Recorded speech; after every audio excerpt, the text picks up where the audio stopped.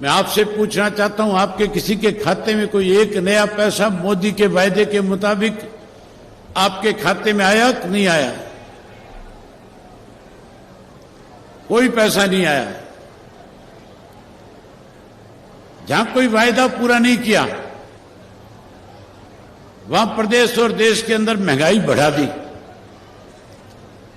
आज हरियाणा प्रदेश की हालत ऐसी है कि जहां महंगाई बढ़ी हुई है, वहां भ्रष्टाचार चरम सीमा पे है, कानून व्यवस्था खत्म है, और उसके साथ साथ पढ़े लिखे नौजवान के लिए कोई रोजगार नहीं है। बेरोजगारी में आज हरियाणा प्रदेश देश में नंबर 1 पे है। वहीं उसके साथ हमारा प्रदेश कहीं दूध दही के लिए जाना जाता था, आज नशे में भी नंबर 1 पे पहुंचा दिया इस भाजपा की सरकार ने। नशा बढ़ गया, अपराध बढ़ गए। आज साथियों, नौजवान को रोजगार नहीं, इसलिए नौजवान जो है, खास करके आपका करनाल जिला, कुरुक्षेत्र जिला,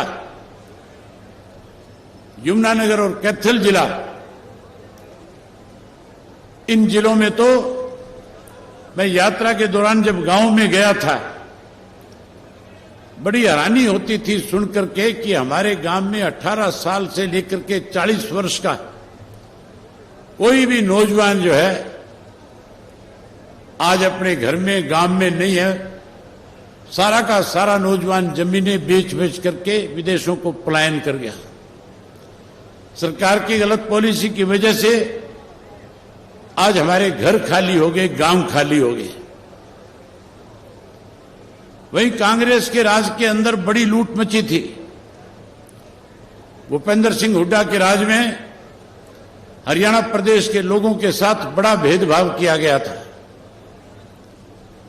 चाहे कोई नौकरी निकलती थी, चाहे कोई रोजगार के साधन उपलब्ध कराने की बात थी,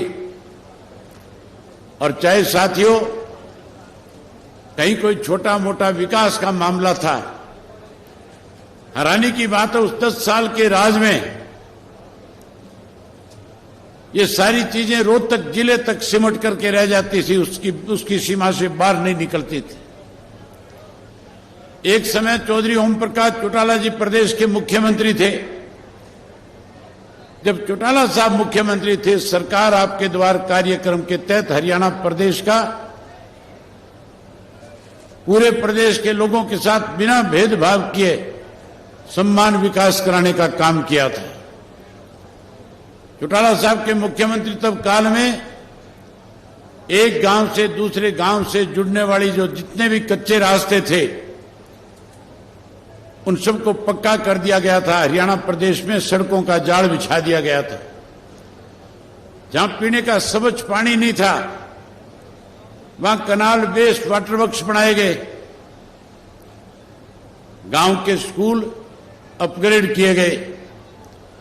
गांव गांव के अंदर डिस्पेंसरी, पीएचसी, सीएचसी बना करके लोगों को स्वास्थ्य की अच्छी सुविधा मिले, इस काम को भी आगे बढ़ाया था। सरकार आपके द्वार कार्यक्रम के तहत चौटाला साहब के राज में लाखों लाखों करोड़ों करोड़ों रुपए जो है एक एक गांव पे हर साल खर्च किया जाता था। या तो हरियाणा में चौधरी देवीलाल जी के राज के अंदर जो वायदे किए गए थे उनको पूरा किया गया था, और या फिर दलित समाज को ऊपर कैसे उठाया जाए, इसके लिए लंबे समय से संघर्ष करके बहन मायावती जी ने उत्तर प्रदेश में जब सरकार बनाई, तो जब संघर्ष कर रहे थे, जब आम नागरिक को अपने साथ जोड़ रहे थे, आम नागरिक का विश्वास जीत रहे थे, जब दबे कुचले लोगों को जिनका वोट का अधिकार नहीं था उनकी लड़ाई लड़ रहे थे, और उन लोगों के बीच में जाकर के जो वायदे उन्होंने किए, जो बात उन्होंने कही, उत्तर प्रदेश के लोगों ने यकीन करके जब उनकी सरकार बनाई, तो सरकार बनने के बाद अनेक ऐसे काम किए जो आज भी उत्तर प्रदेश के लोग याद करते हैं। गरीब का उत्थान किया, किसान की मदद करी और उसके साथ साथ उत्तर प्रदेश का गुंडा राज खत्म करने का काम अगर किसी ने किया तो बहन मायावती जी ने किया। साथियों, चुनाव का वक्त है, हर पार्टी अपना मैनिफेस्टो लेकर के आएगी, अलग अलग तरह के वायदे करेंगे, लुभाने की कोशिश करेंगे। आज भारतीय जनता पार्टी चाहे जो मर्जी वायदा कर ले, लोग उनकी बात पे यकीन नहीं करेंगे, भाजपा को सत्ता से बाहर करेंगे। वहीं कांग्रेस पार्टी भी आज कहीं लोगों को लुभाने के लिए रोजाना इश्तिहार निकालते हैं, तरह तरह के वायदे करते हैं। बड़ी हैरानी की बात है, जो पार्टी 10 साल सत्ता में रही, सत्ता में रहते हुए लोगों को कोई सुविधाएं प्रदान नहीं करी, महंगाई बढ़ाई, भ्रष्टाचार बढ़ाया, गुंडा तत्व को कहीं ना कहीं संरक्षण देने का काम किया। आज वो लोग भी वायदा करते हैं और कहते हैं अगर हमारा राज बन जाएगा गैस का सिलेंडर 500 रुपए का कर देंगे। वायदा करते हैं पेंशन 6,000 कर देंगे। वायदा करते हैं ओल्ड पेंशन स्कीम लागू कर देंगे। ये कांग्रेस के लोग वायदा करते हैं और कहते हैं गरीब आदमी को 100 गज का प्लाट देंगे, पक्का मकान बना करके देंगे। इनका 10 साल राज था। इस 10 साल के राज के अंदर किसने भूपेंद्र सिंह हुड्डा का हाथ पकड़ा था?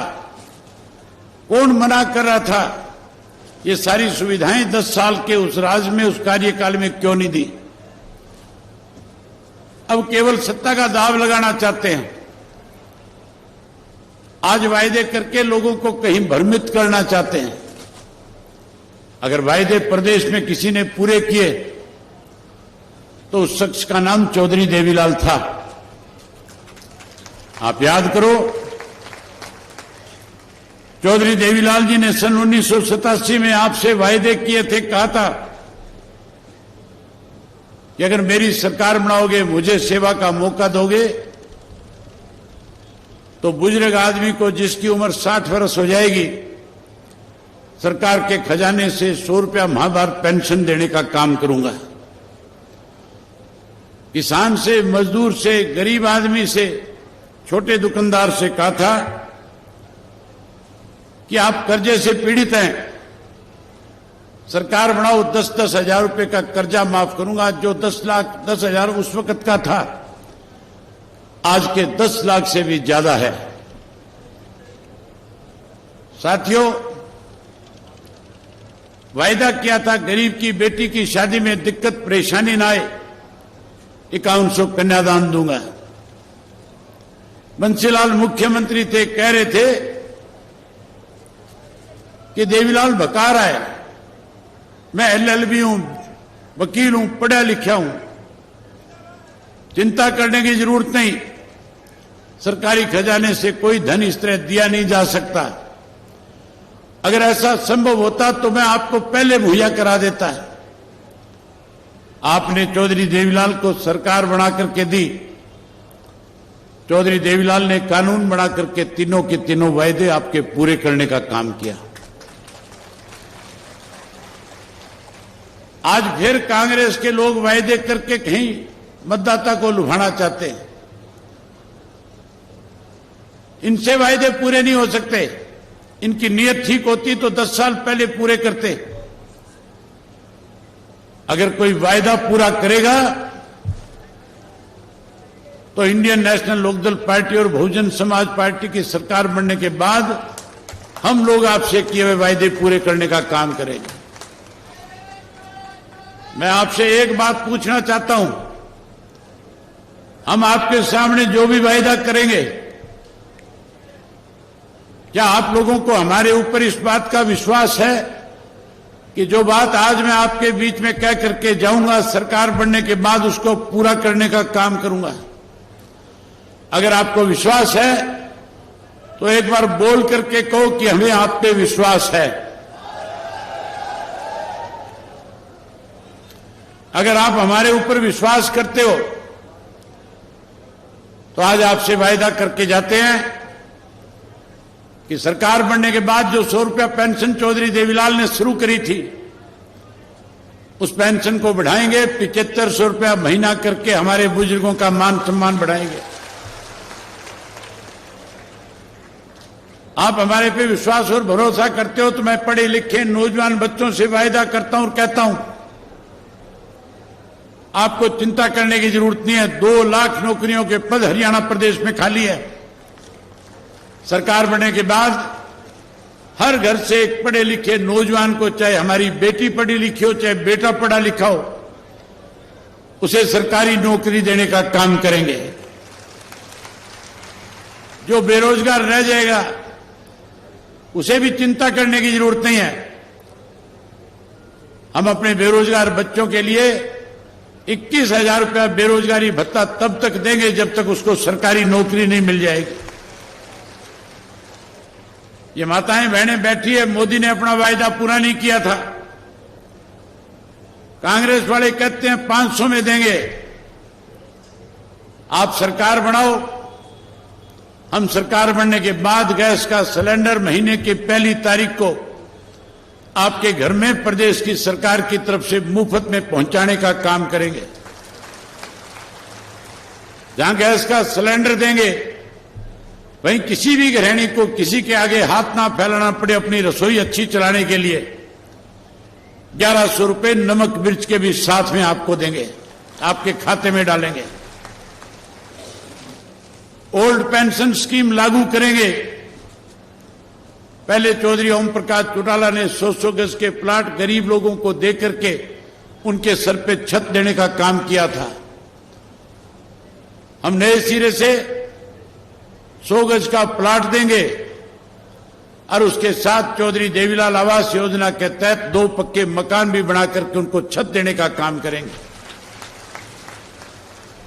ओल्ड पेंशन स्कीम लागू करेंगे और उसके साथ साथ हरियाणा प्रदेश के हर गांव में पीने का स्वच्छ पानी हो, कनाल वेस्ट वाटर देंगे और मुफ्त में आपको पानी मुहैया कराने का काम करेंगे।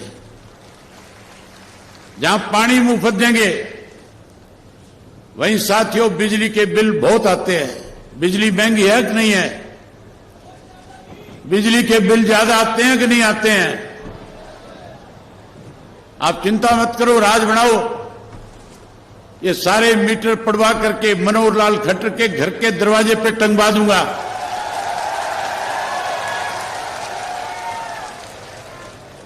और वहीं उसके साथ साथ हरियाणा प्रदेश के हर नागरिक की घर की बिजली मुफ्त में करके देने का काम करेंगे। अच्छे स्कूल बनाएंगे ताकि बच्चे शिक्षित हो सकें और वहीं उसके साथ हरियाणा के हर बच्चे की, हर घर में पैदा होने वाली बेटी की पढ़ाई मुफ्त में कराएंगे। वहीं उसके साथ साथ परमात्मा ना करे कोई बीमार हो जाए। आज बीजेपी वाले कहते हैं 10 लाख का आयुष्मान कार्ड बनाएंगे। कांग्रेस वाले कल तक कहते थे 20 लाख, अब कहते हैं 25 लाख। मुझे लगता है चुनाव की तारीख नजदीक आते आते कह देंगे 30 लाख 35 लाख। पहले भी हमने बुजुर्ग को 60 वर्ष से ज्यादा आयु वाले को मुफ्त इलाज की सुविधा प्रदान करी थी। अब की बार हमारा फैसला है दोनों पार्टियों का। हम तो चाहते हैं हरियाणा का हर नागरिक जो है स्वस्थ रहे, हरियाणा सेहतमंद रहे। अगर कोई बीमार हो जाएगा, चाहे वो कहीं इलाज कराए पूरे देश के अंदर, उसके इलाज पे जितना खर्च आएगा टोटल हरियाणा प्रदेश की सरकार वहन करेगी। आपका मुफ्त में इलाज करने का काम करेंगे। साथियों, मन बहुत था आपके साथ और बहुत सारी बातें करूं, लेकिन आगे समय दे रखा है। बहन जी ने भी वापिस जाना है, इसलिए आपका ज्यादा समय नहीं लेकर के मैं अपना समय बहन जी को दूंगा और आपसे केवल एक उम्मीद करूंगा, आपसे एक वायदा लेना चाहूंगा कि आप 5 तारीख तक जिस उत्साह और जोश के साथ आज आप यहां आए हो, जो आज हजारों की संख्या में आपने आकर के इस बात पे मोहर लगाई है कि हम करनाल में असंध की सीट जीत करके अपनी सरकार बनाने का काम करेंगे, वहीं मैं आपसे उम्मीद करूंगा कि 5 तारीख तक लगातार एक एक मतदाता के बीच में जाओगे। जो वायदे हमने आपके सामने किए हैं, ये सारी बातें लोगों के बीच में जाकर के कहोगे। आज हरियाणा का हर नागरिक आपकी बात पे भरोसा करता है, विश्वास करता है। कांग्रेस के राज में झूठ और लूट थी, भाजपा के राज के अंदर भ्रष्टाचार बढ़ा, हमने किए हुए वायदे पूरे किए। लोग आपकी बात पे विश्वास करेंगे और आपकी सरकार बनाने में आपके साथ खड़े हो जाएंगे। मैं उम्मीद करूंगा कि आप सब लोग आज से इस काम को आगे बढ़ाओगे। आगे बढ़ाओगे कि नहीं बढ़ाओगे? बोल के बताओ, बढ़ाओगे कि नहीं बढ़ाओगे? बहुत धन्यवाद। जय हिंद, जय हरियाणा।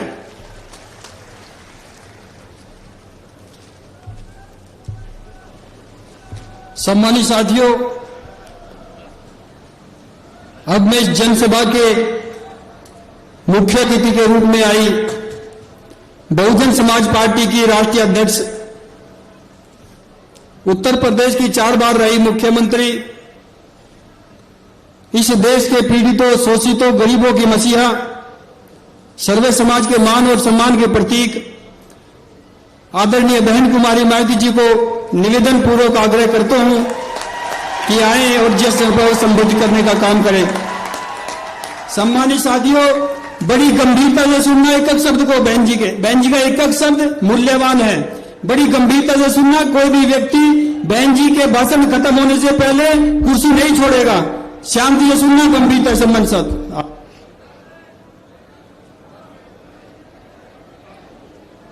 चुनावी जनसभा में इकट्ठा हुए बहुजन समाज पार्टी व भारतीय राष्ट्रीय लोकदल के बने इस गठबंधन के सभी छोटे बड़े पदाधिकारी, नेता एवं कार्यकर्तागण, आज आप लोग यहाँ हरियाणा प्रदेश में विधानसभा के लिए हो रहे आम चुनाव में अपने बने इस गठबंधन के उम्मीदवारों के समर्थन में हमें सुनने के लिए यहाँ इकट्ठा हुए हैं, तो उसके लिए मैं आप सभी लोगों का हार्दिक दिल से आभार प्रकट करती हूँ, जिनको कामयाब बनाने के लिए भारतीय राष्ट्रीय लोकदल के वरिष्ठ राष्ट्रीय महासचिव श्री अभय सिंह चौटाला जी व इनके सभी साथीगण तथा बीएसपी के भी नेशनल कोऑर्डिनेटर श्री आकाश आनंद व यहाँ के संयोजक श्री रणधीर बेनीवाल और इनके भी सभी साथीगण पूरे जी जान से लगे हैं। और अब मैं आप लोगों का ध्यान यहाँ हरियाणा प्रदेश में विधानसभा के लिए हो रहे आम चुनाव में अपने इस बने गठबंधन की सरकार बनाने को लेकर कुछ जरूरी बातों की तरफ दिलाना चाहती हूँ। और इस संबंध में हमारी पार्टी का ये कहना है कि अपने देश को आजाद हुए और भारतीय संविधान को भी लागू हुए अब वर्षों बीत चुके हैं, और इस लंबी अवधि में केंद्र व आपके हरियाणा प्रदेश में भी विभिन्न विरोधी पार्टियों की सरकारें रही हैं। लेकिन दुख की बात यह है कि इस दौरान आपके हरियाणा प्रदेश में भी यहाँ विरोधी पार्टियों की रही सरकारों में सर्व समाज में से खासकर दलितों, आदिवासियों, पिछड़े वर्गों, मुस्लिम व अन्य धार्मिक अल्पसंख्यकों के साथ साथ गरीबों, मजदूरों, किसानों, व्यापारियों एवं अन्य मेहनतकश लोगों का भी पूर्ण रूप से विकास व उत्थान आदि नहीं हो सका है।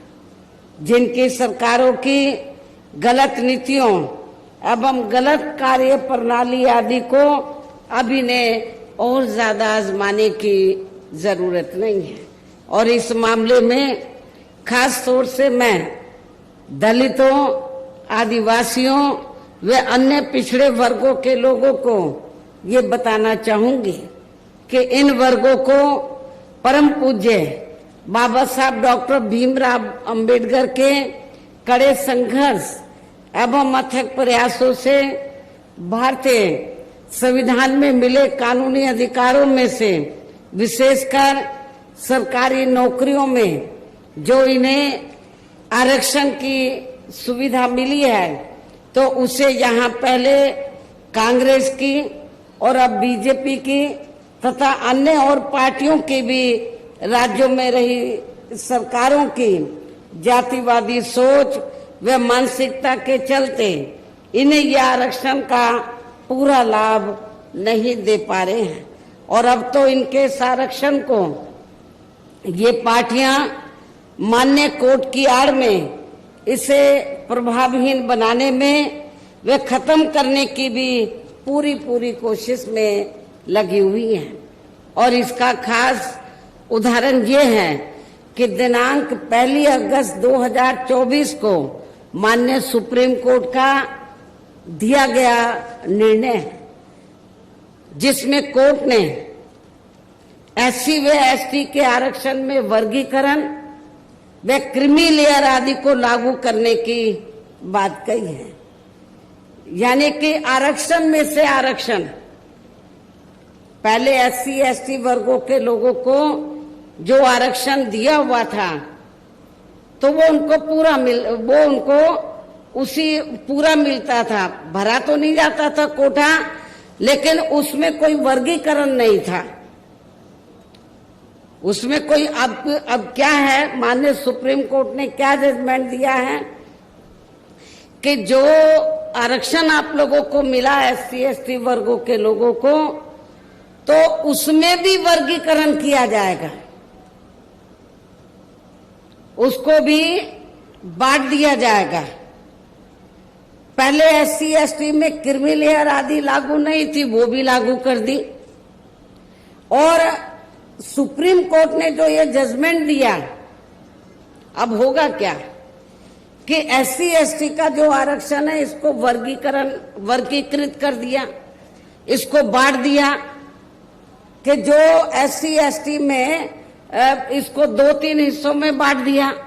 लेकिन पहले ऐसा नहीं था। पहले मान लीजिए जिन लोगों को आरक्षण मिल रहा है और उनमें से जो लोग इसके योग्य नहीं हैं, तो उन्हीं वर्गों में से आरक्षण दिया जाता था। लेकिन अब ये वर्गीकरण करके ये लोग क्या करेंगे कि जो योग्य नहीं होंगे तो उनको पहले एससी में ही जो मजबूत जातियां थी उनको मिल जाता था। अब ये धीरे से चुपके से अब ये करेंगे क्या, सामान्य वर्गों के लोगों को उनका ये आरक्षण दे देंगे।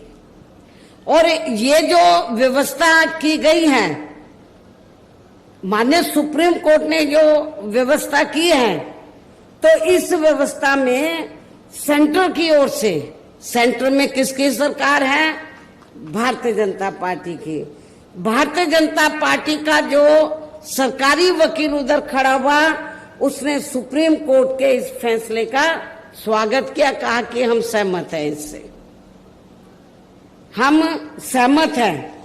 कांग्रेस के भी वकील खड़े हुए, उन्होंने कहा कि हम इससे सहमत हैं।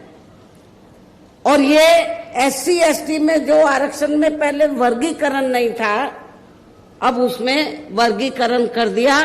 अब आपको बहुत, और इनको जो एससी एसटी की जातियां हैं तो वर्गीकरण करके इनको आपस में लड़ाने का काम किया है।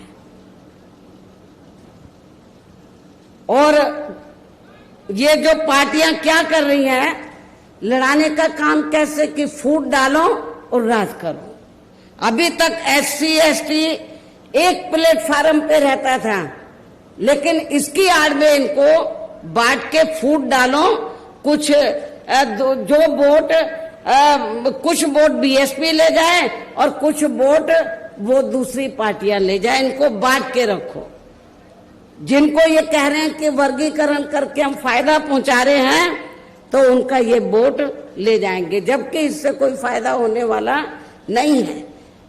धीरे पर्दे के पीछे इसका ज्यादातर लाभ जनरल लोगों को ही मिल जाएगा, और एक दिन ऐसा आ जाएगा कि आपका ये आरक्षण प्रभावहीन बन जाएगा, ना के बराबर रह जाएगा, खत्म हो जाएगा। और यदि इन वर्गों के आरक्षण के मामले में केंद्र की वर्तमान भाजपा सरकार की भी नीति व नीयत साफ होती,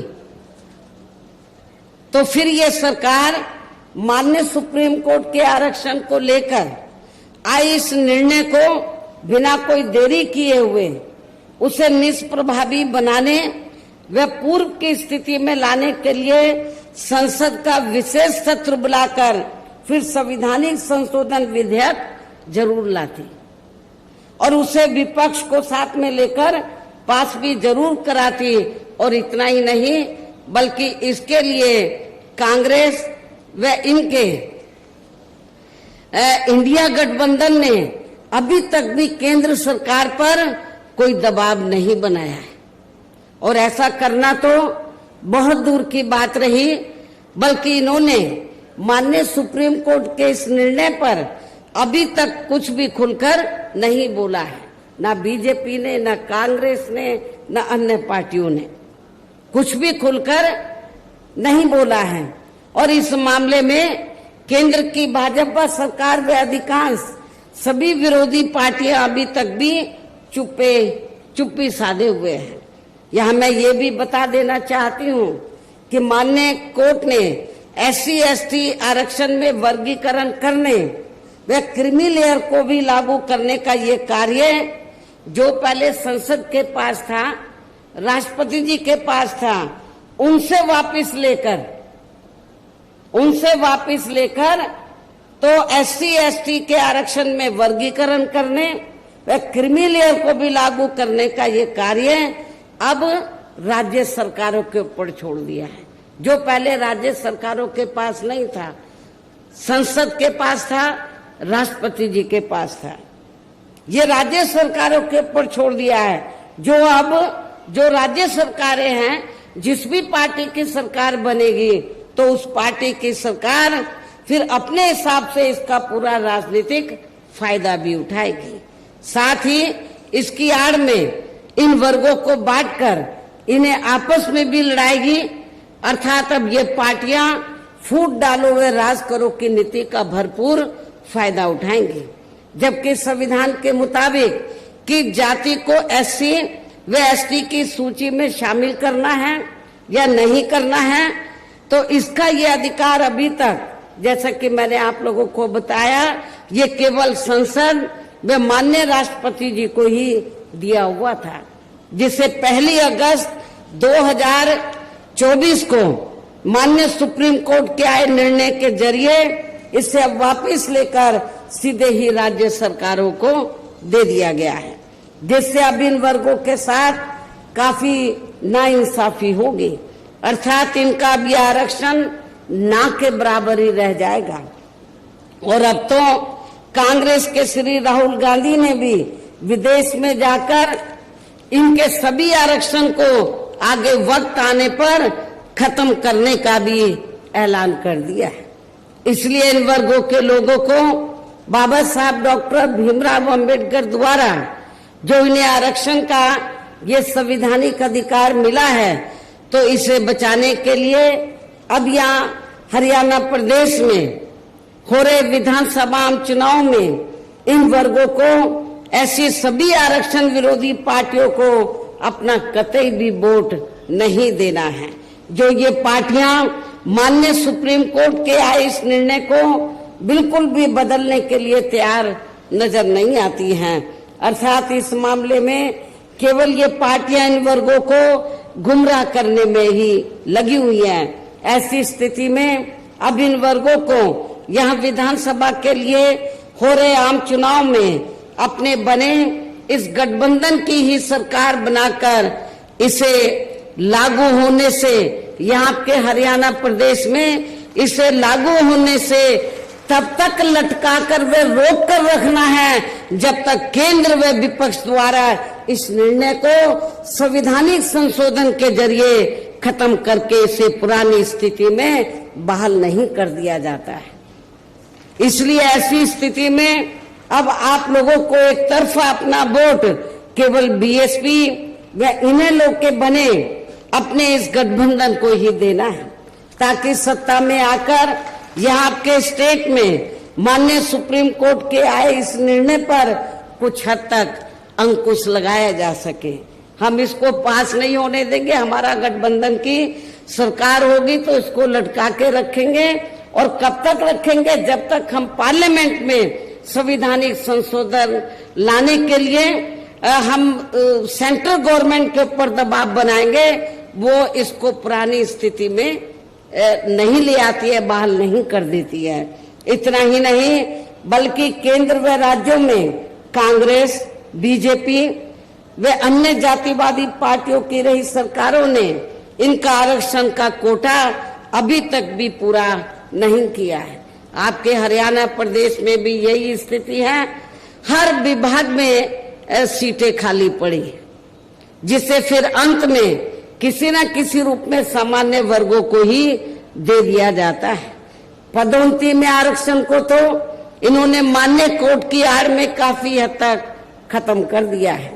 इसके साथ ही केंद्र व राज्यों की भी सरकारों द्वारा इन वर्गों के लोगों को प्राइवेट सेक्टर में आरक्षण दिए जाने की व्यवस्था किए बिना ही इनके ज्यादातर सरकारी कार्य अब यहाँ प्राइवेट सेक्टर के जरिए ही देश के अधिकांश बड़े बड़े पूंजीपतियों व धन्ना सेठों आदि को ही दिए जा रहे हैं, जिसके कारण आपके यहाँ हरियाणा प्रदेश सहित पूरे देश में अब इन वर्गों के लोगों को आरक्षण का बहुत कम ही लाभ मिल पा रहा है। और इससे अब पूरे देश में दलितों व आदिवासियों के साथ साथ अन्य पिछड़े वर्गों को भी काफी ज्यादा नुकसान हो रहा है। जबकि अन्य पिछड़े वर्गों के लोगों को ये भी मालूम होना चाहिए कि इन्हें मंडल कमीशन की रिपोर्ट के तहत आरक्षण की सुविधा केंद्र में कांग्रेस पार्टी की रही सरकार में नहीं बल्कि बीएसपी के कड़े संघर्ष एवं अथक प्रयासों से केंद्र में रही श्री वीपी सिंह की सरकार में ही मिली है, जिसका भी अब यहाँ जातिवादी विरोधी पार्टियों की चल रही सरकारें इन्हें पूरा लाभ नहीं दे पा रही हैं।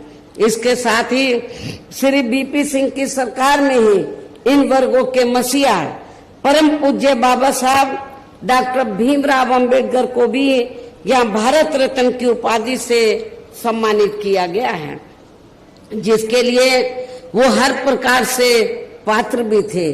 जबकि इन्हें ये सम्मान इनके जीते जी केंद्र में रही कांग्रेस पार्टी की सरकार में ही बहुत पहले मिल जाना चाहिए था। लेकिन इस पार्टी की यानी कि कांग्रेस पार्टी की सरकार ने बाबा साहब डॉक्टर अंबेडकर के देहांत के बाद भी इन्हें काफी वर्षों तक इन्हें ये सम्मान नहीं दिया।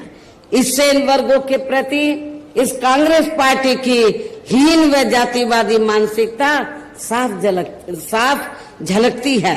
इतना ही नहीं बल्कि इनके कारवां को आगे बढ़ाने वाले वे हर मामले में समर्पित रहे व्यक्तित्व मान्यवर श्री कांशीराम जी के देहांत होने पर उस समय केंद्र में रही इसी कांग्रेस पार्टी की सरकार ने इनके सम्मान में एक दिन का भी राष्ट्रीय शोक घोषित नहीं किया था।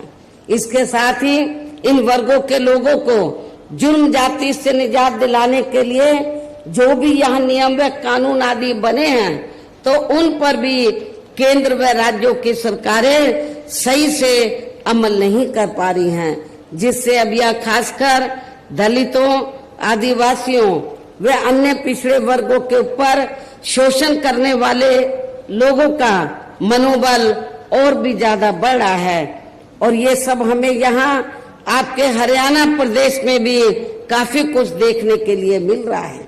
इसी प्रकार हमें पूरे देश में मुस्लिम व अन्य अकलियत समाज के लोगों की भी अधिकांश मामलों में हालत कोई खास अच्छी नजर नहीं आती है। इनके साथ साथ अपर कास्ट समाज व जाट समाज में भी खासकर गरीब लोगों की आर्थिक स्थिति अभी भी यहाँ आपके प्रदेश सहित पूरे देश में काफी ज्यादा खराब व दयनीय ही बनी हुई है। इनके अलावा आपके हरियाणा प्रदेश सहित पूरे देश में सर्व समाज में से विशेषकर यहाँ गरीब, मजदूर, किसान, कर्मचारी, छोटा व्यापारी एवं अन्य मेहनतकश लोग भी अपनी विभिन्न समस्याओं को लेकर अभी भी हमें काफी ज्यादा दुखी ही नजर आते हैं। और इनमें भी किसान वर्ग तो केंद्र में अभी तक की रही सभी सरकारों द्वारा बनाई गई उनकी गलत नीतियों के कारण अब काफी ज्यादा परेशान व दुखी भी रहा है और अभी भी है। लेकिन इन सब की मुख्य वजह हमारी पार्टी केंद्र में वे आपके हरियाणा प्रदेश में भी यहाँ अब तक की रही अधिकांश विरोधी पार्टियों की सरकारों की गरीब व किसान विरोधी तथा इनकी जातिवादी, पूंजीवादी व संकीर्ण मानसिकता के तहत बनाई गई उनकी गलत नीतियों एवं गलत कार्य प्रणाली को ही काफी हद तक जिम्मेवार मानकर चलती है। और इस मामले में खासकर इनकी गलत आर्थिक नीतियों के वजह से ही आए दिन यहाँ पूरे देश में गरीबी, बेरोजगारी व महंगाई आदि भी काफी ज्यादा बढ़ रही है, जिससे आम जनता काफी ज्यादा परेशान व दुखी भी है। इसके साथ साथ अभी भी अपने देश में भ्रष्टाचार हर स्तर पर काफी ज्यादा फैला हुआ है, जिससे आपका खुद का अपना हरियाणा प्रदेश भी अछूता नहीं रहा है।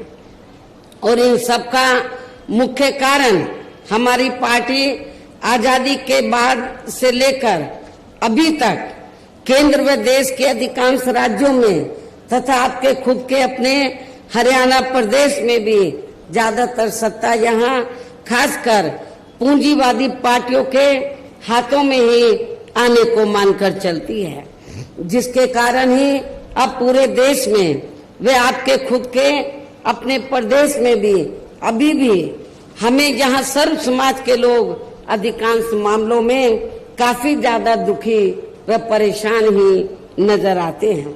जबकि पूरे देश में बहुजन समाज पार्टी ही अकेली एक ऐसी पार्टी है जो विरोधी पार्टियों की तरह देश के बड़े बड़े पूंजीपतियों व धन्ना सेठों की आर्थिक मदद से नहीं बल्कि अपनी पार्टी के ही आम कार्यकर्ताओं की आर्थिक मदद से चुनाव लड़कर यहाँ केंद्र व राज्यों की भी सत्ता में आना चाहती है, ताकि हमारी पार्टी सत्ता में आने के बाद फिर बिना किसी दबाव के वे आजाद होकर सर्व समाज के लोगों की सभी समस्याओं का समाधान करके उन्हें हर मामले में वे हर स्तर पर यहाँ खुशहाल बना सके। और इसी आधार पर चलकर ही आबादी के हिसाब से देश के सबसे बड़े प्रदेश उत्तर प्रदेश में 4 बार हमारी पार्टी ने अपने नेतृत्व में वहाँ सरकार भी बनाई है।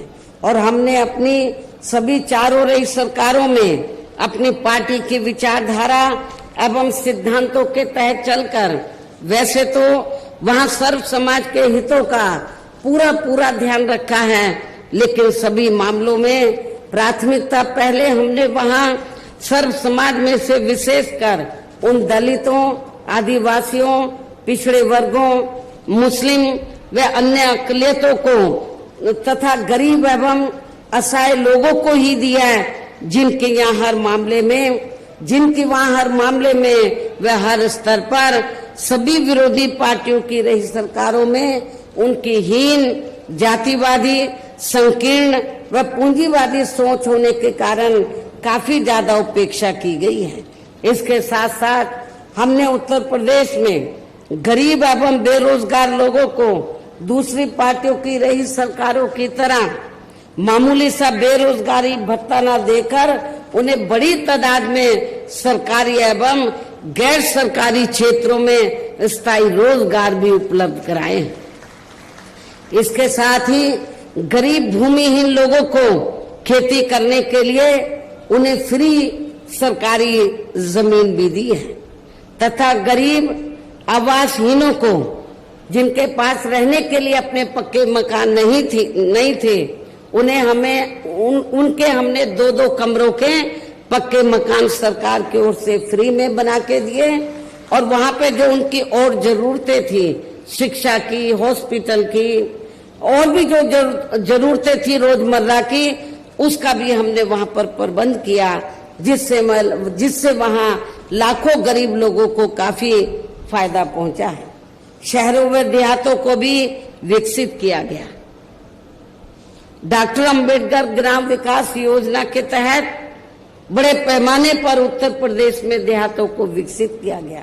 मान्यवर श्री कांशीराम जी शहरी समग्र विकास योजना के तहत शहरों को विकसित किया गया और उन बस्तियों पर विशेष ध्यान दिया, उन बस्तियों की तरफ जहां पर दलित वर्ग के लोग और पिछड़े वर्ग के लोग रहते थे। तो जो पहले सरकारें रही तो जहां पर दलित और पिछड़े वर्ग के लोग रहते थे उनका वो विकास नहीं करती थी। तो गांव में जाते ही मालूम पड़ जाता था ये दलितों की बस्ती है, ये पिछड़ों की बस्ती है। तो हमारी पार्टी की सरकार ने डॉक्टर अंबेडकर ग्राम विकास योजना के तहत उत्तर प्रदेश में तो देहातों को विकसित किया और जहां पर दलित अन्य पिछड़े वर्ग के लोग रहते थे उनको हर सुविधाओं से डेवलप किया, विकसित किया और उसका असर ये हुआ कि चाहे वो दलित वर्ग के लोग हों या अन्य समाज के लोग हों, अपर कास्ट के भी लोग हों, तो जब वो गरीब लोग अपने बहन बेटी की शादी करते थे तो सबसे पहले प्राथमिकता वो डॉक्टर अंबेडकर गांव को देते थे कि हमारी लड़की को सभी सुविधाएं मिलेंगी।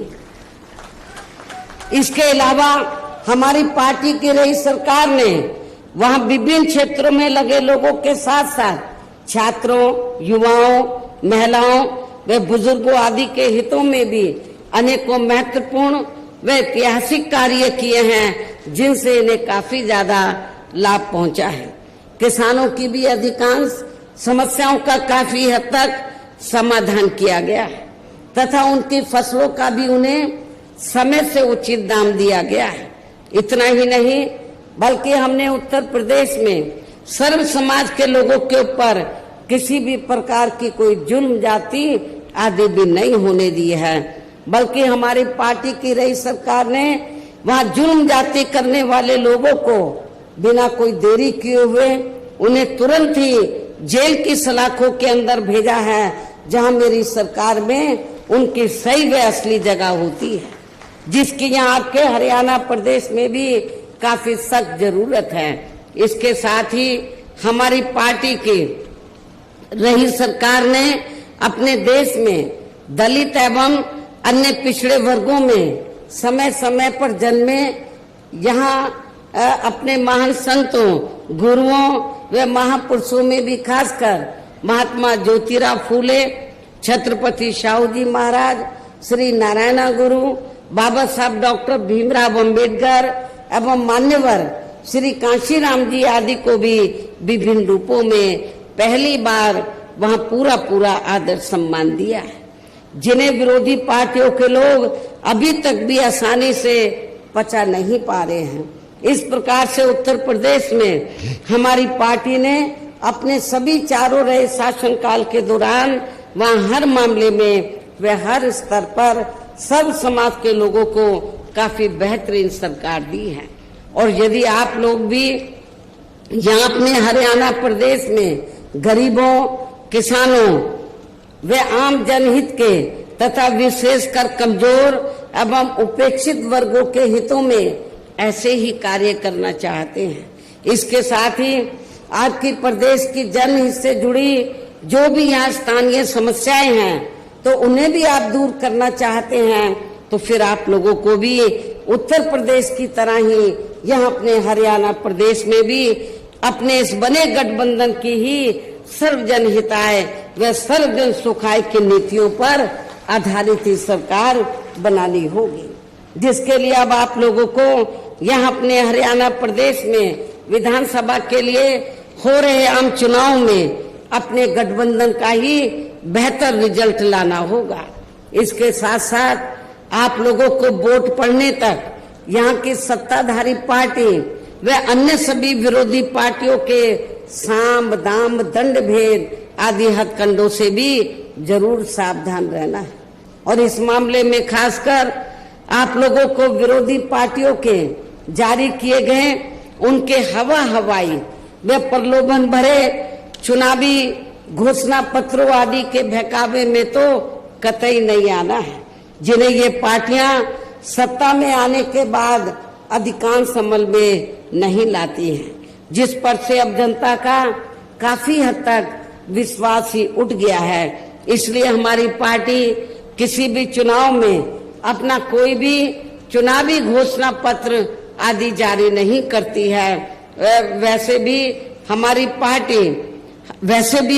पार्टी कहने में बहुत कम बल्कि कार्य करके दिखाने में ही ज्यादा विश्वास रखती है, अर्थात जो कहती है तो उसे करके भी दिखाती है। और ये सब हमने उत्तर प्रदेश में बिना घोषणा पत्र के जारी किए हुए 4 बार सरकार बनाई, कोई घोषणा पत्र जारी नहीं किया था।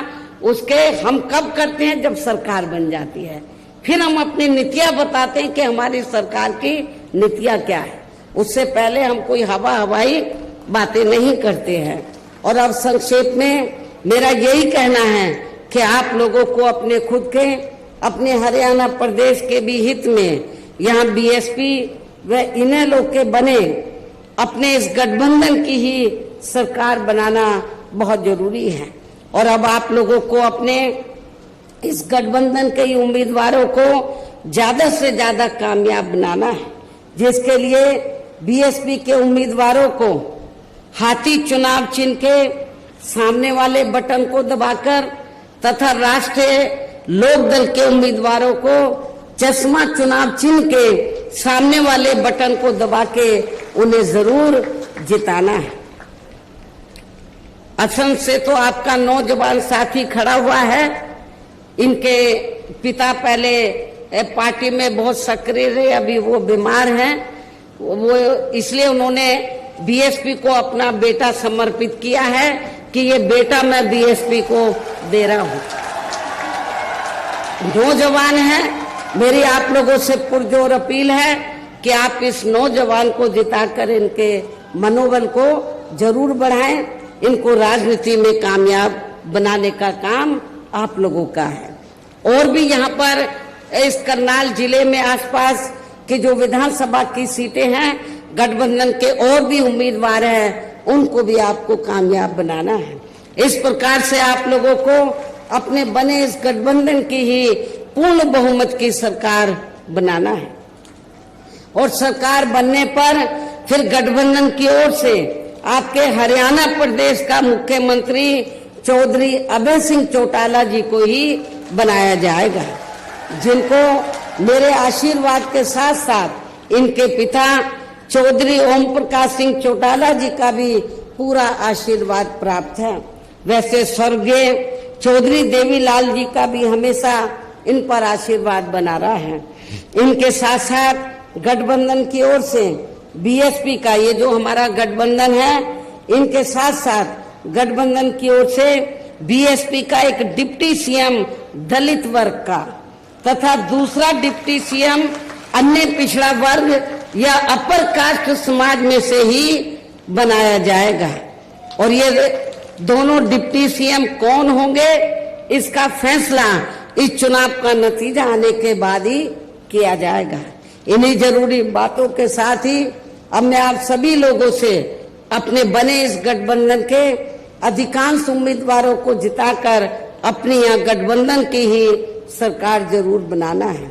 इस उम्मीद के साथ ही अब मैं केंद्र सरकार से देश में जातीय जनगणना कराने के लिए भी विशेष अनुरोध करती हूँ, जिसको पहले केंद्र में रही कांग्रेसी सरकार ने और अब वर्तमान में चल रही बीजेपी की सरकार ने भी इसे अभी तक भी लटका के रखा हुआ है, जो उचित नहीं है। इसके लिए भी इनसे विशेष आग्रह के साथ ही अब मैं अपनी बात यही समाप्त करती हूँ। धन्यवाद। जय भीम व जय भारत।